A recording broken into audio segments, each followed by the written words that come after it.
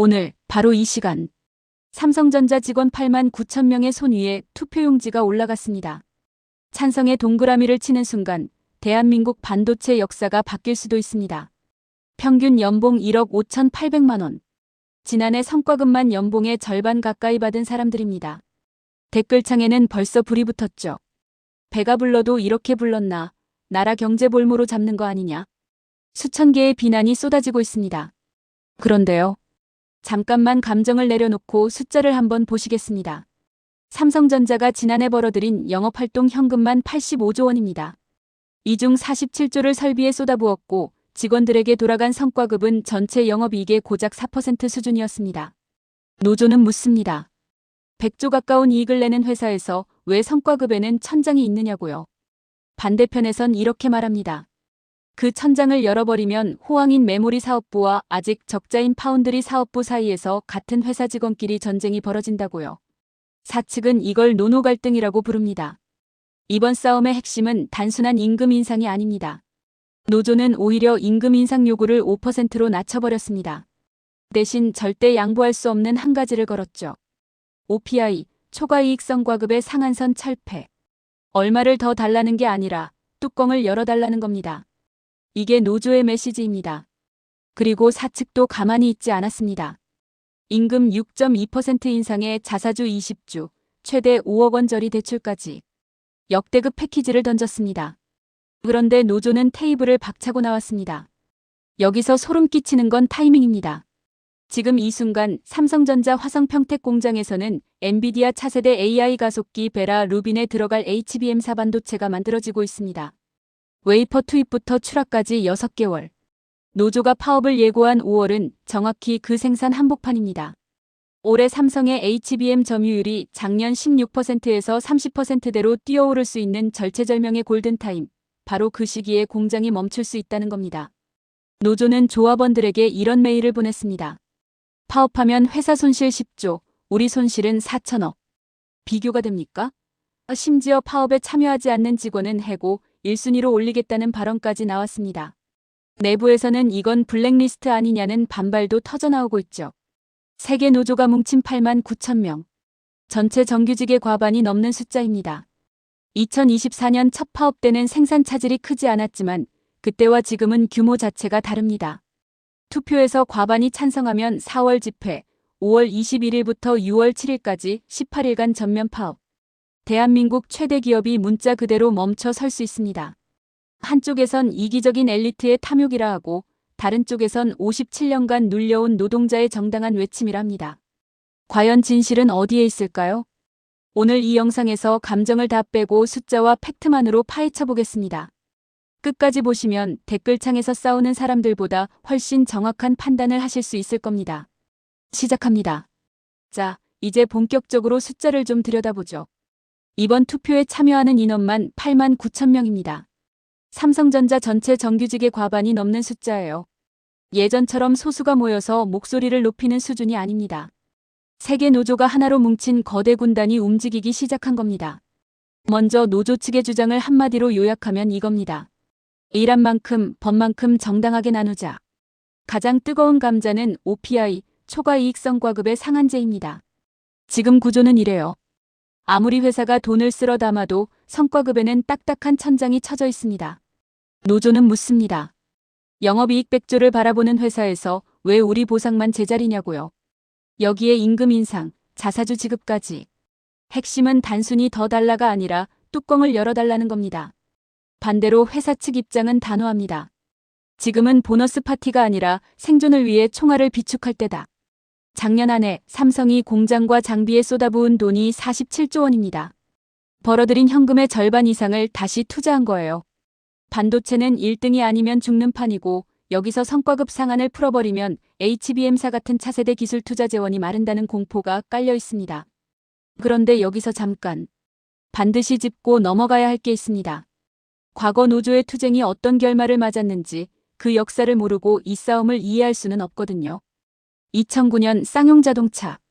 대량 해고에 반대하며 노조원들이 77일간 평택 공장을 점거했습니다. 결과가 어땠을까요? 2,642명이 일자리를 잃었고 파업 이후 해고와 손해배상 압박 속에서 노동자와 그 가족 33명이 스스로 목숨을 끊었습니다. 사측은 3천억 원의 피해를 주장했고 노조에는 수십억 원의 배상 판결이 내려졌죠. 16년이 지나서야 겨우 마침표가 찍혔습니다. 싸움에서 이긴 쪽은 아무도 없었어요. 한국 GM 군산공장은 더 직접적인 교훈입니다. 2018년 공장 문이 닫혔습니다. 직접 고용 직원 2,000명, 협력업체까지 합치면 1만 명이 하루아침에 일자리를 잃었어요.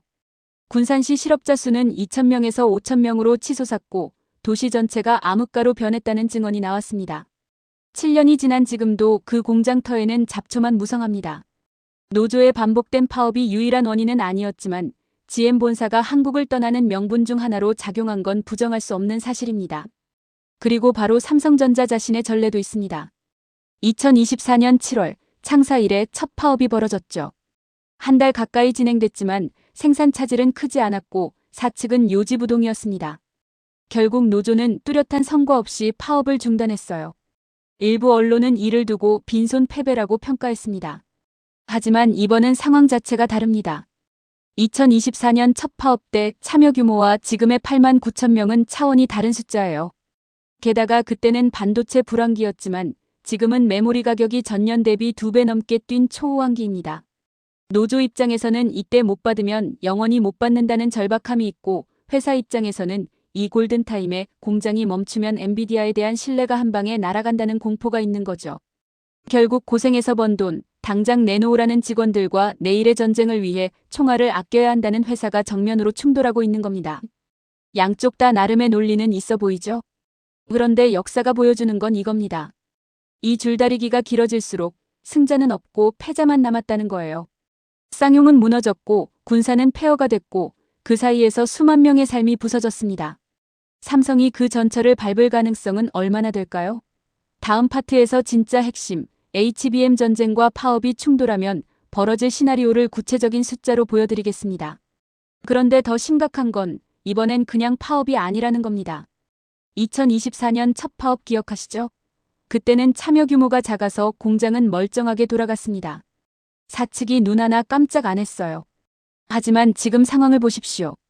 전체 조합원 8만 9천 명 중 반도체를 직접 만드는 DS 부문 인력만 5만 명이 넘습니다. 화성, 평택 공장에서 웨이퍼를 깎고 칩을 쌓고 검사하는 바로 그 핵심 인력들이 한꺼번에 손을 놓겠다는 겁니다. 타이밍을 보면 이건 거의 자폭 버튼입니다. 불과 한 달 전 2월 12일 삼성전자가 세계 최초로 HBM사를 양산 출하했습니다. 속도 11.7Gbps, 엔비디아가 요구한 기준을 가뿐히 넘기면서 사상 최고가를 찍었죠. 심지어 엔비디아가 품질 테스트가 끝나기도 전에 물량을 앞당겨달라고 먼저 손을 내밀었습니다. 2년간 SK하이닉스에 끌려다니던 삼성이 HBM사에서 드디어 선두를 탈환하는 역전의 서막이 열린 겁니다. 그런데 하필 이 물건이 들어가는 곳이 엔비디아의 차세대 AI 가속기 베라 루빈입니다. 올해 하반기 출시 예정이고 지금 이 순간에도 평택 공장에서는 베라 루빈에 탑재될 HBM사가 24시간 쉬지 않고 만들어지고 있어요. 웨이퍼 투입부터 완제품 출하까지 6개월, 노조가 파업을 예고한 5월은 정확히 그 생산의 심장부를 관통하는 시점입니다. 반도체 공장은 자동차 공장이 아닙니다. 여기서 현대차 노조와 비교해 볼 필요가 있어요. 작년 9월 현대차 노조가 7년 만에 파업에 돌입했습니다. 총 16시간 부분 파업으로 약 4천억 원의 손실이 발생했죠. 하지만 현대차는 재고가 있었습니다. 파업이 끝나면 특근을 돌려서 밀린 물량을 만회할 수 있었어요. 실제로 닷새 만에 잠정 합의가 나왔고 공장은 금방 정상화됐습니다. 반도체는 다릅니다. 한번 멈추면 다시 돌리는데 최소 수주, 길면 수개월이 걸립니다. 나노미터 단위로 회로를 새기는 초정밀 공정은 온도, 습도, 진동 하나하나가 수율을 좌우하거든요. 재고를 쌓아뒀다가 나중에 특근으로 때울 수 있는 구조가 아닙니다. 더 무서운 건 고객사의 신뢰가 한 방에 무너질 수 있다는 점입니다. 엔비디아 젠슨 황 CEO가 올해 초 직접 이렇게 말했습니다. 올해는 메모리가 정말 많이 필요하다. 수요가 워낙 많아 전체 공급망이 어려움을 겪을 것이다. 이런 상황에서 삼성이 파업으로 납기를 놓친다. 엔비디아는 곧바로 SK하이닉스나 마이크론의 물량을 돌릴 겁니다. 지금 삼성의 HBM 점유율이 28%인데 이 숫자가 하루아침에 반토막 날 수도 있다는 얘기입니다. 한국 GM 군산 공장의 교훈을 다시 떠올려 보세요. GM은 철수 전에 이미 한국의 신차 물량 배정을 줄이고 있었습니다. 노사 갈등은 그 결정의 마지막 못을 박았죠. 2018년 공장이 닫히자 1만 명이 일자리를 잃었고 군산의 실업자 수는 2배 반으로 뛰었습니다. 7년이 지난 지금도 그 공장 터에는 녹슨 철문 뒤로 잡초만 자라고 있습니다. 물론 삼성은 GM과 다릅니다. 떠날 수 있는 외국계 기업이 아니니까요. 하지만 고객은 떠날 수 있습니다. 반도체 세계에서 불안한 공급사라는 낙인은 수조 원짜리 설비 투자보다 치명적입니다. 증권가에서는 파업이 현실화될 경우 삼성의 손실이 10조 원에 달할 것으로 추산하고 있습니다. 노조는 조합원들에게 이렇게 말했죠. 회사 손실 10조, 우리 손실은 4천억. 레버리지가 우리한테 있다. 냉정한 계산이긴 합니다.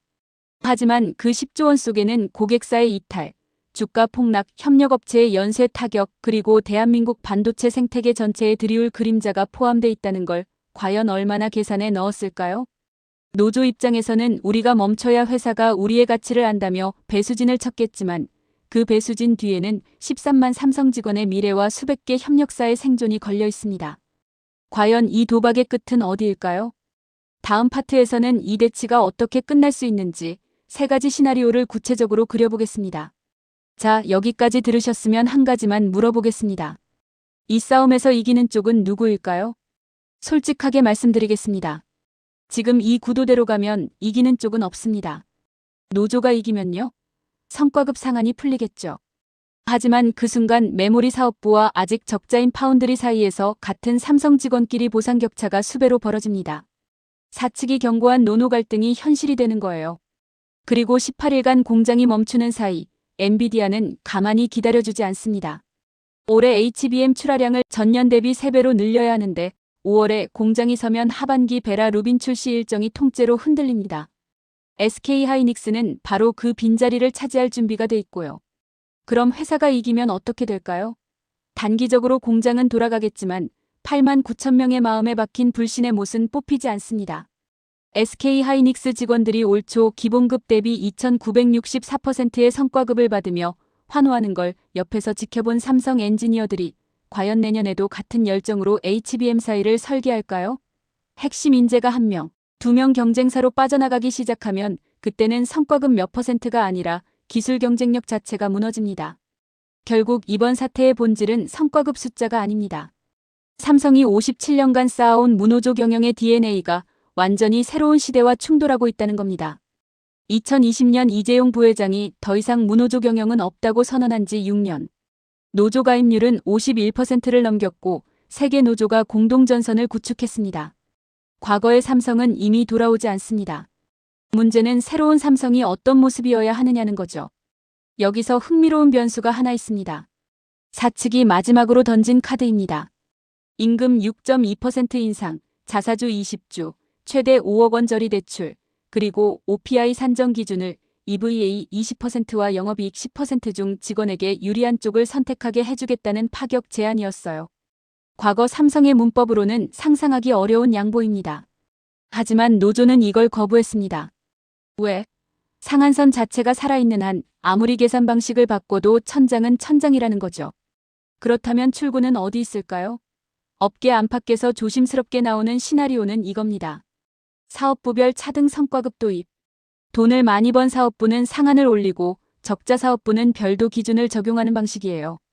노조의 뚜껑을 열어달라는 요구와 사측의 형평성을 지켜야 한다는 논리를 동시에 충족시킬 수 있는 거의 유일한 접점입니다. 하지만 이걸 위해서는 양쪽 모두 한 발씩 물러서야 합니다.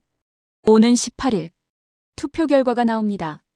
과반이 찬성하면 4월 전 조합원 집회, 5월 21일부터 6월 7일까지 18일간 전면 파업.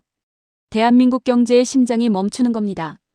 부결되면 노조 지도부의 동력이 꺾이면서 협상 테이블로 돌아올 가능성이 열립니다. 하지만 제가 주목하는 건 투표 결과 그 자체가 아닙니다. 진짜 승부는 투표 이후 5월까지 남은 2달 동안 벌어집니다. 이 기간에 노사가 극적인 대타협을 만들어내느냐 아니면 서로의 등에 칼을 꽂는 파국으로 치닫느냐. 삼성의 미래, 13만 직원의 내일, 수백 개 협력사의 생존, 그리고 여러분의 주식 계좌까지. 모든 것이 이 2달에 걸려 있습니다. 이란 사태로 증시가 출렁이고 환율이 요동치고 전 세계 공급망이 흔들리는 이 시점에 대한민국 반도체의 자존심 삼성전자마저 내부에서 갈라지고 있다는 현실. 이건 단순히 노사 문제가 아닙니다. 우리나라 먹거리의 미래가 걸린 전쟁입니다. 여러분은 어떻게 생각하시나요? 연봉 1억 5천만 원 엘리트들의 배부른 반란일까요?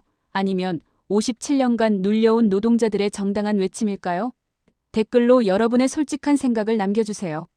가장 날카로운 댓글은 다음 영상에서 직접 다뤄보겠습니다. 그리고 하나만 더. 이 영상을 삼성 주식을 가지고 계신 분이라면 반드시 주변에 공유해주세요. 아는 만큼 대비할 수 있습니다. 오늘도 끝까지 시청해주셔서 감사합니다. 구독과 좋아요, 알림 설정까지 꼭 부탁드리고요. 삼성의 운명이 결정되는 순간 가장 빠르고 정확한 분석으로 돌아오겠습니다. 지금까지 경제캠퍼스였습니다. 감사합니다.